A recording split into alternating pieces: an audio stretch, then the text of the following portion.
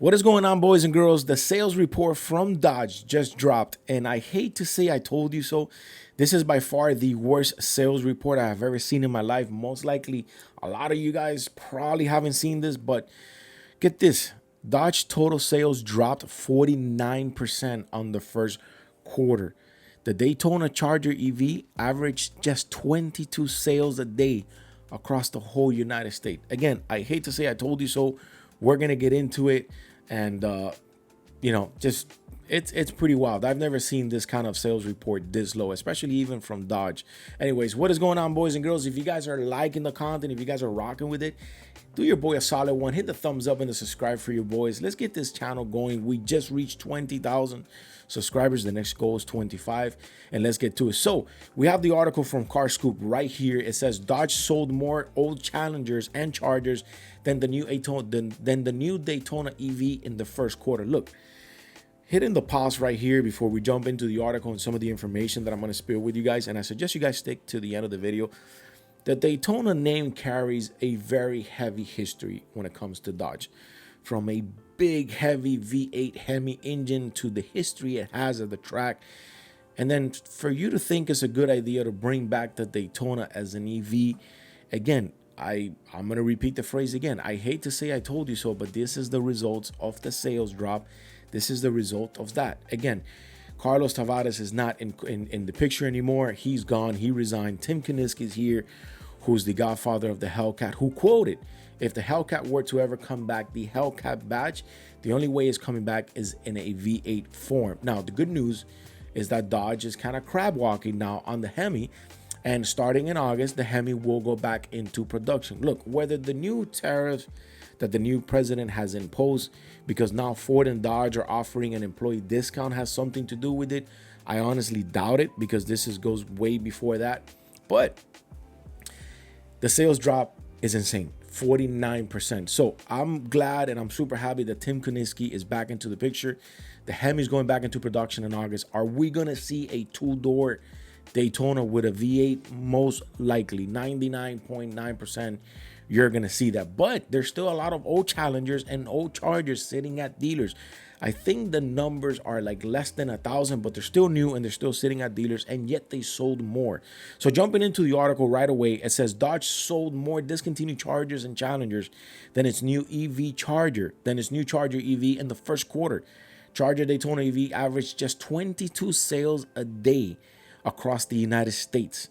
Dodge total sales dropped 49% in the first quarter. And that is, I've honestly never seen that. That is insane. So it says right here, from January through March, Dodge sold 1,947 units of the Charger Daytona EV. That might sound decent until you realize they moved 1,052 of the last generation ICE Charger and 922 Challengers in the same period. Combined, that's 1,974 old school muscle cars just edging out of the Daytona EV. Now, it says, to be fair, that's two body styles against one, but the comparison still stings considering these vehicles are museum pieces at this point because the production is no longer around. They're not making them anymore. The Charger traces its roots back to 2005, the Challenger to 2008, and were both officially discounted at the end of 2023. I remember working at Dodge, and I was a sales guy at Dodge back in, I think it was like 2009 or 2008, when I sold the first 2,000 examples of the Challenger, which were automatic. I sold one of those, and they would come with like a little badge on the dash, and it would say like less than 2,000. So it says it's not just that the Daytona EV was outsold by the old duo, it's also that the 1,947 units nationwide in 3 months works out to just 22 cars per day. Compare that to Ford, which moved 9,377 Mustangs in the same period, even while facing a 32% drop in sales year over year. The Mustang has had a sales drop, but this is a significant number. If that's not painful enough, we'll remind you that Dodge sold 9,737 Challengers in the first quarter of 2024.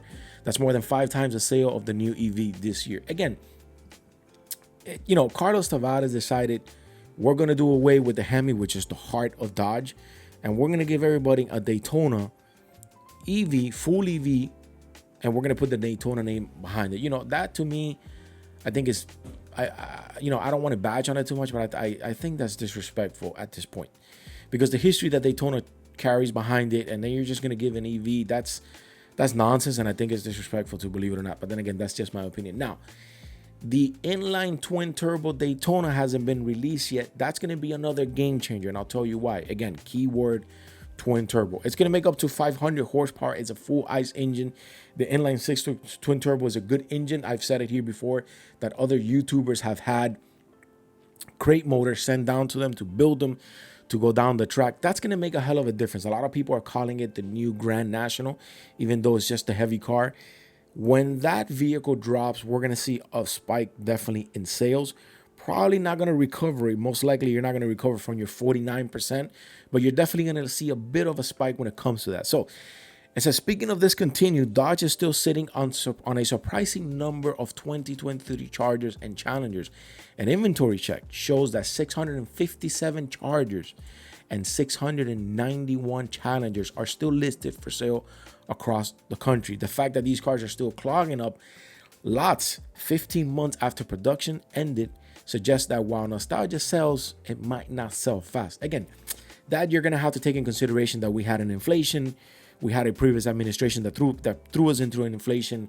Gas was high, grocery was high, everything was pretty high, and people were kind of probably just holding on to their money. Yet the Charger and the Challengers are still not cheap vehicles. Now, there is a graph that I want to go over, and it says Dodge sales US quarter of 2025. This is the graph that pretty much spills the bean. And it says the Hornet, compared to 2024, had a drop from 7,400 to 4,100. That is a minus 45% drop. When it comes to the Charger, 10,660 to the first quarter of 1052. That is a 90% difference. Charger BE 0, because obviously it wasn't around, only 1,000 that. The Challenger was 9,737 to 922, 91% drop. When it comes to the Caravan, none for sale. The Durango went from 15,000 to 13,000. Every time I'm making a video, someone ends up calling me. From 15,000 to 13,000, that is a 9% drop. A total from 42,948 to 21,731, which equals out to the 49% drop. So anyways, that is honestly pretty insane. I kind of knew that this was going to happen. People are just not messing with the EV. You're going to sell it, believe it or not. You are going to sell it, but you're not going to get the numbers you think you're going to get.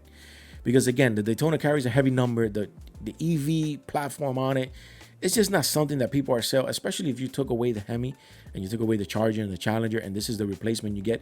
It's downright disrespectful, in my opinion. Again, super happy that Tim Kuniski is back into the movie and that the Hemi is going back into production in August. And in the future for V8 looks right. Why? Because also this new president has kind of crab walk back into the EV mandates. He's reversed those EV mandates. So long live the V8, and it's still here to be resurrected or to be back into production. It says Dodge is banking on a new edition of the Charger Daytona lineup to help turn things around. The upcoming four-door version, along with the internal combustion variants powered by an inline six, could give the brand more traction with traditional muscle car buyers. But for now, the numbers aren't encouraging. To kind of wrap it up, even though people want their V8, they're still holding on to their six-cylinder also. So this new ICE engine for the inline six twin turbo, it's going to make a bit of a difference. And that's hopefully what we get to see at the end here, and it plays out for them, because I love Dodge, and Dodge is an amazing brand, and I love the Hemi. And again, I can reiterate it again that Tim Kuniski is back, and I'm happy about it. So hopefully those numbers do pick up for Dodge, because that does not seem very good. And I've never seen a 49% drop in sales, let alone in the first quarter. Never in my life. And I'm sure a lot of you haven't. Anyways, if you guys are rocking with the content, hit that thumbs up and the subscribe for your boys. I'll see you guys on the next one.